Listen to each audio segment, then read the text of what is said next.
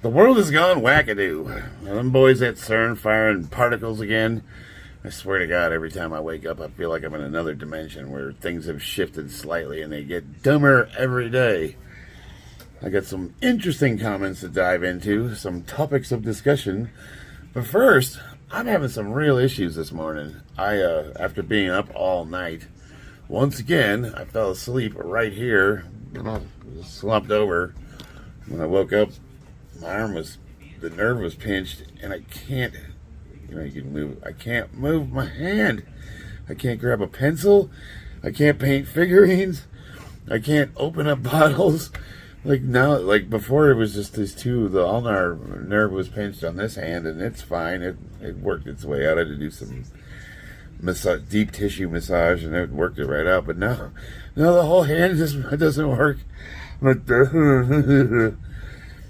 And it's been like 3 hours. Like, it's not getting better. So I am like terrified. I don't know what I did, but this is not good. I have got to stop. Well, I get called into work, and I work all night, and I'm up till 4 or 5 in the morning sometimes.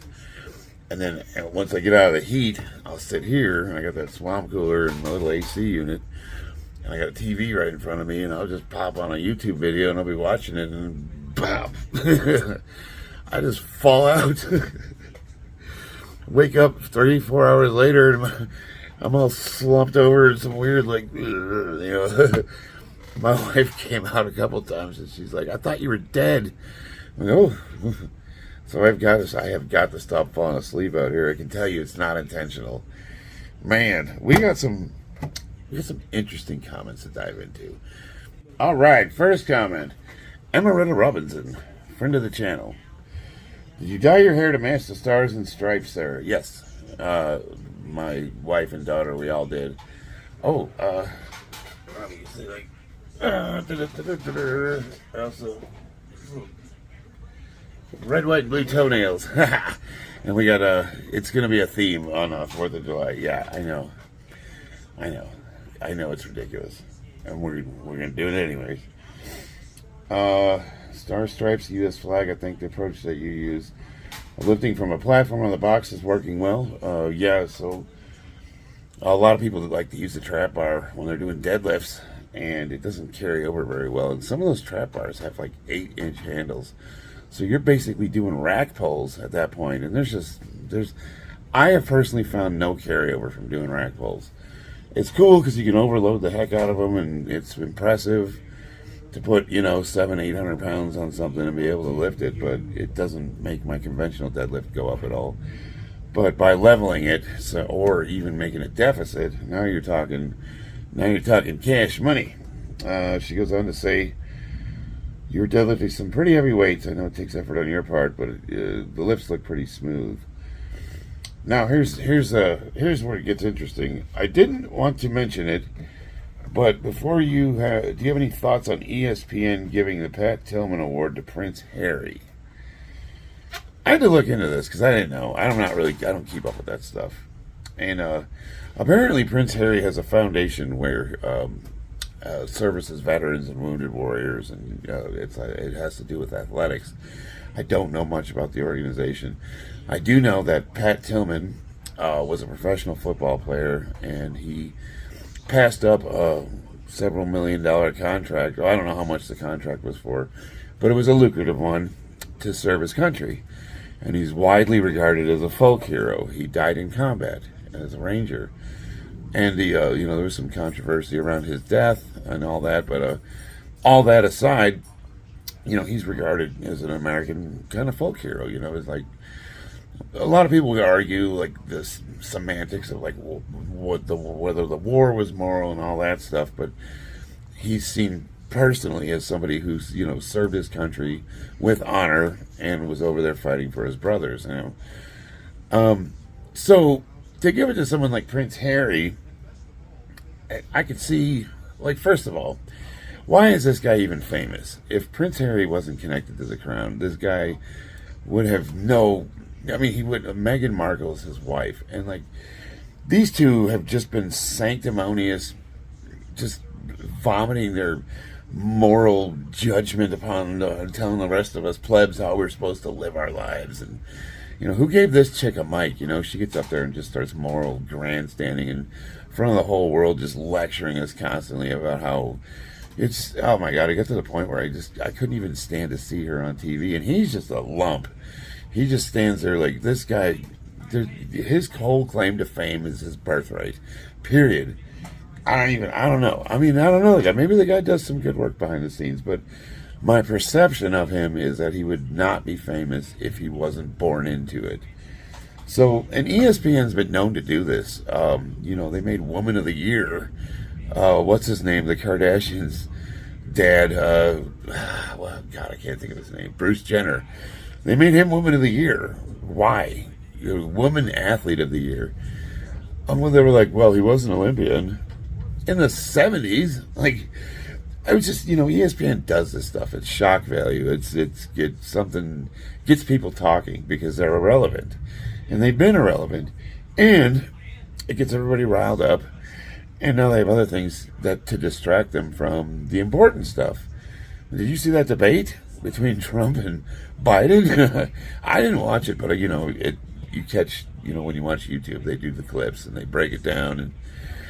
And I saw pretty much caught it anyways. And Lord have mercy. It's all the stuff we've been saying for a long time. Biden suffers from dementia, and even that's a show. Even that's kayfabe. Even that's professional wrestling. Even that is a distraction. It just reminds me of how powerless we are, and we allow.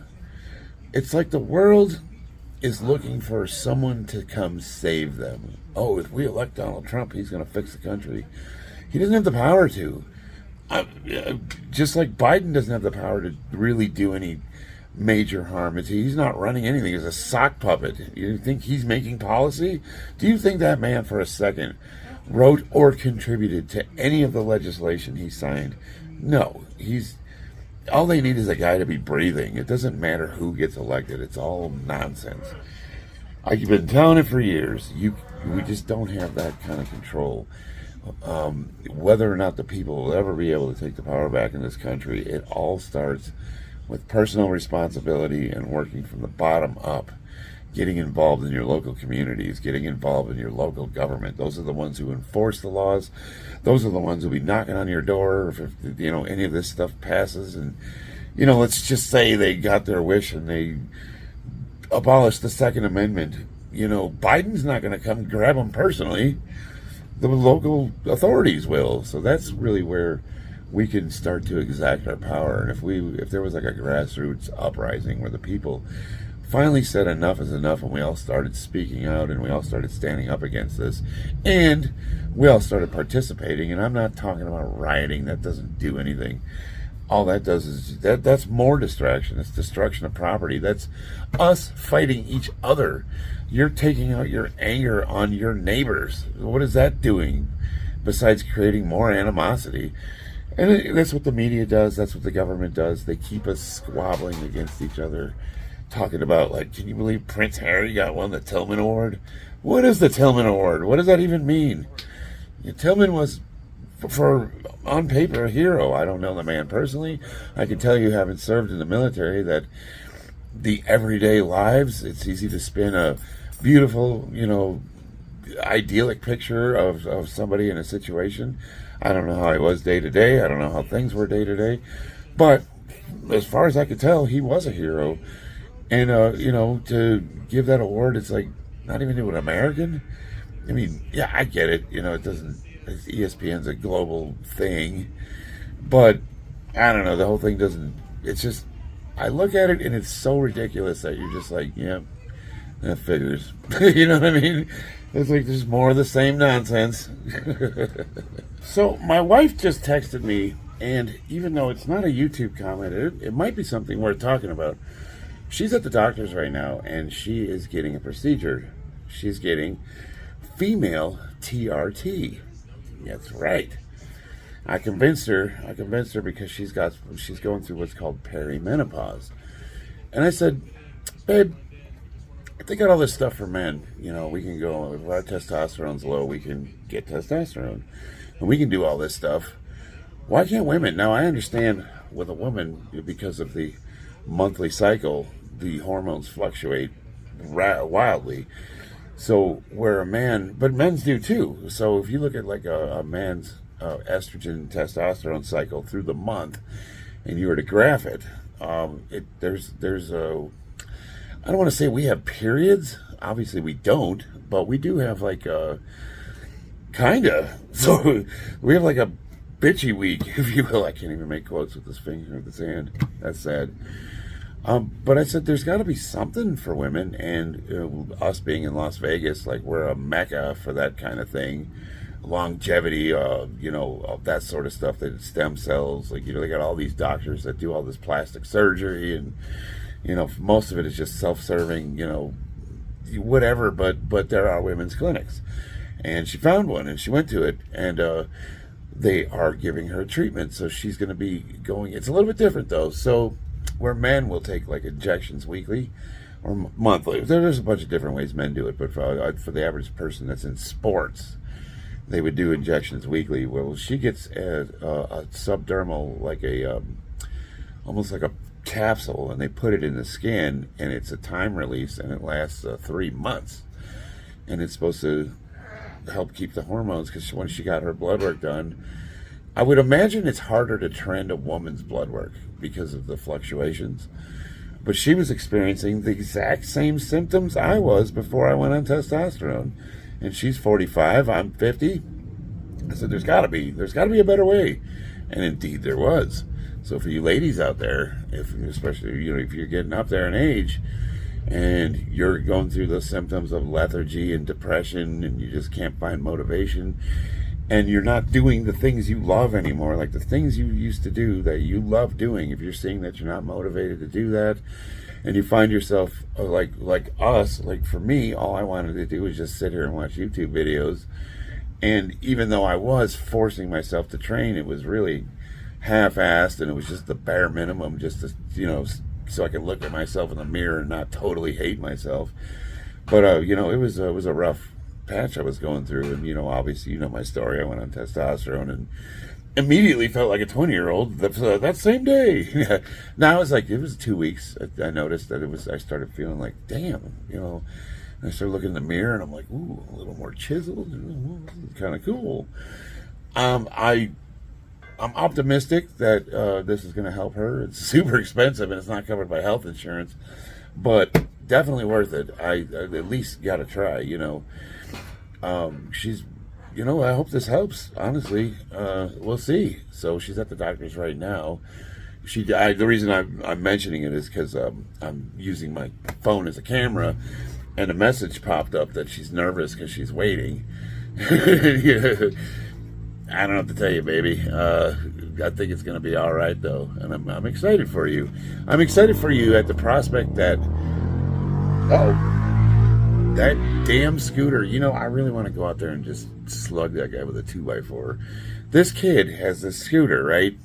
This is totally off subject, obviously, but he doesn't have an exhaust on it, and he just drives this 1cc lawnmower engine around the neighborhood, and you can't hear anything. And I just don't understand why he won't put a muffler on this darn thing. Does he think it's cool? Because it doesn't sound cool. I digress.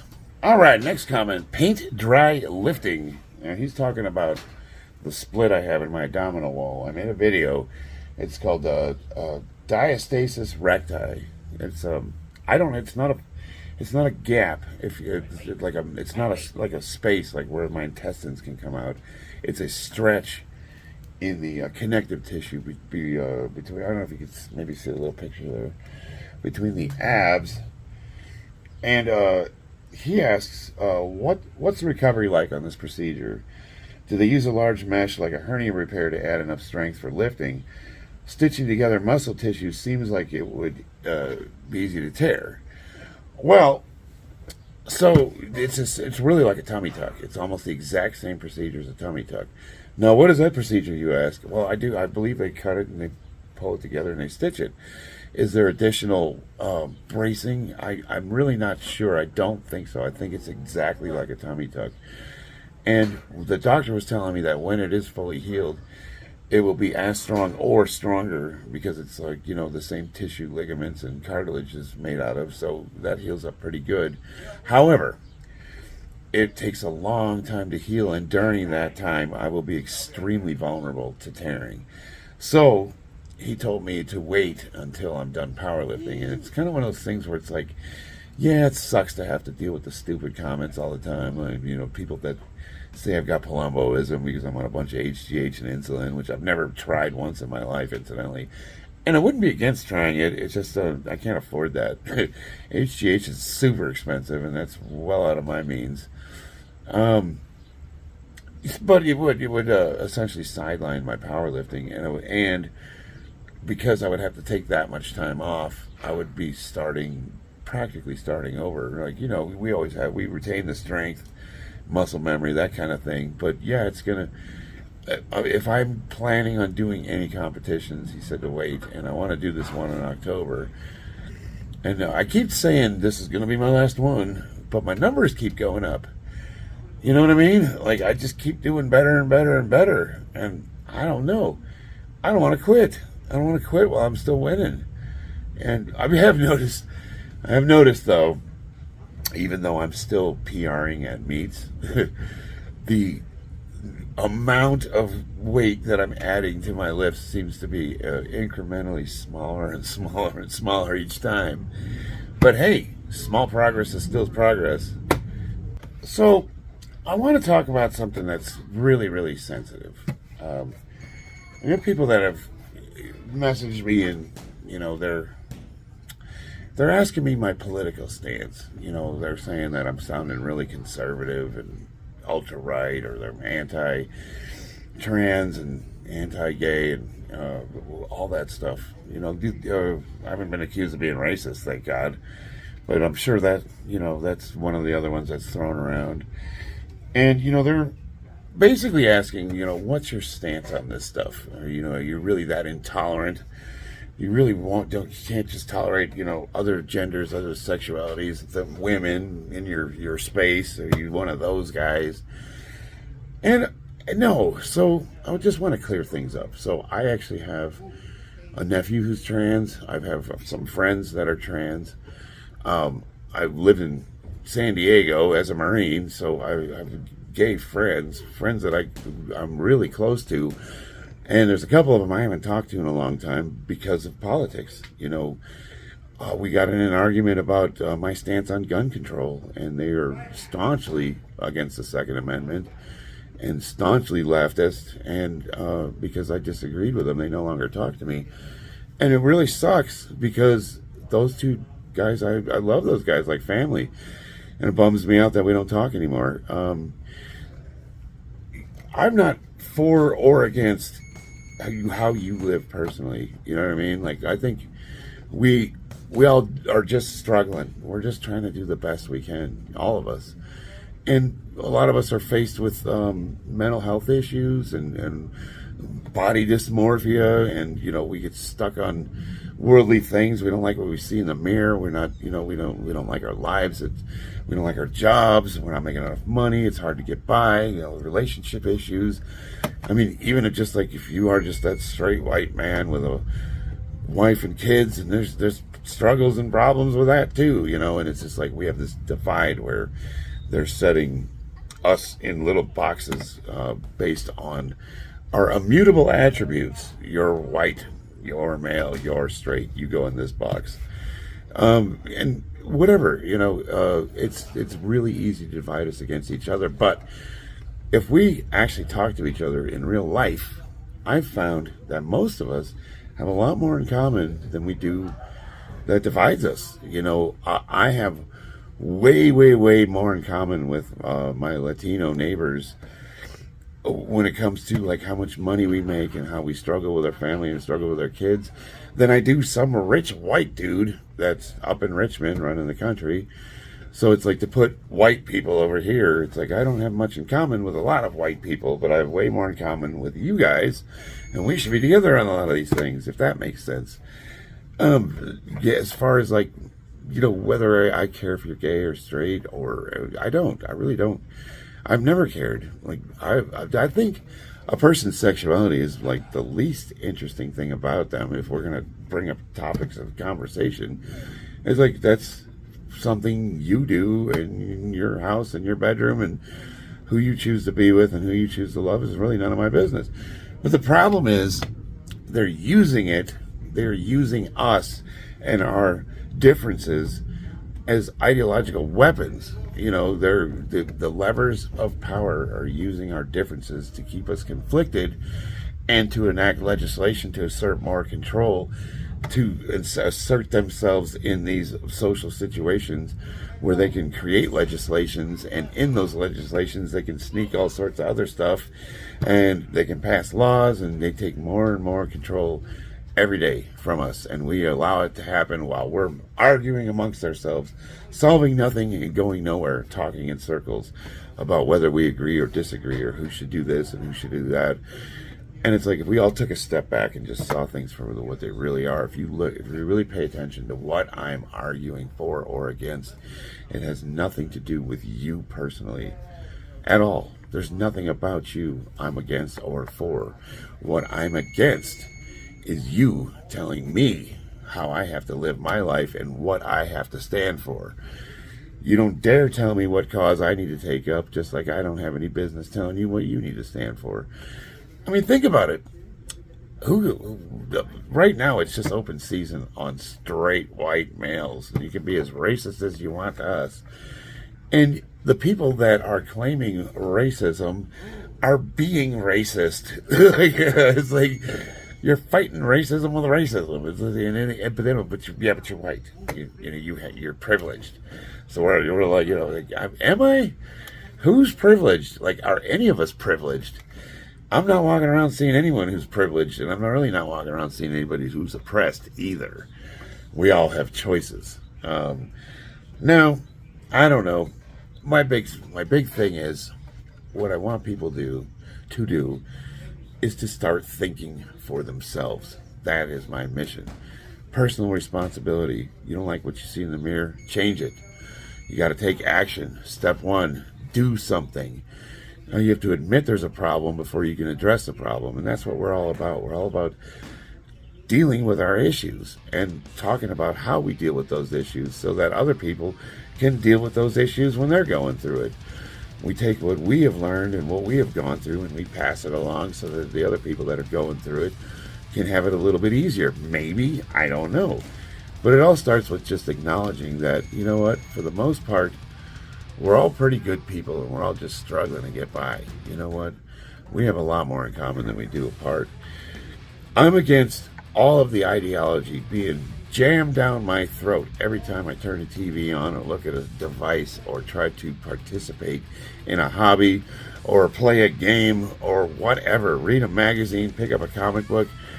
It's right there and it's just being shoehorned in, and they're not doing it in a way that's entertaining or interesting either. And that's the other problem. It's bad. You know what I mean? So not only are they using the ideology as a cudgel to smack you over the head, they're doing it in a way that sounds like AI's writing it. So if you really think about what it is we're arguing for or standing for, it's really has nothing to do with the actual social issue itself. It's what they're using that social issue for, which is weaponizing it.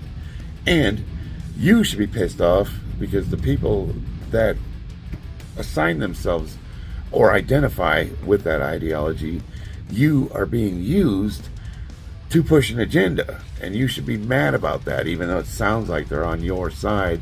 They are not. Because I can tell you right now, if history proves anything, it's the second that you are no longer useful to them, they will cast you aside, and often in the most violent means possible. Like, look at what happened to the useful idiots when the Bolsheviks took power, or China. It's like, they get rid of those people first. The ones that were screaming for them to get into power were the first people to be eliminated because they were going to be a problem to the party when they took power. They weren't going to be able to control those people. It's just happened time and time again. And all I'm for is like, look, There's no government system. There's no economic system. Capitalism, communism, democracy, whatever. There's no system that's going to save your life. There's no system that's going to make your life better. There's no system that's going to provide you joy. That's something we have to do for ourselves. And no matter what system we burn down and replace it with, the rich are still going to be rich and the poor are still going to be poor. And all of us are still going to have to figure out how to come together and live as a society. The question is how much control do you want them to really have? Right now, I would say it's a little bit too much. Just something to think about. I am not your enemy. Not in the least. I love you guys. I will see you on the battlefield.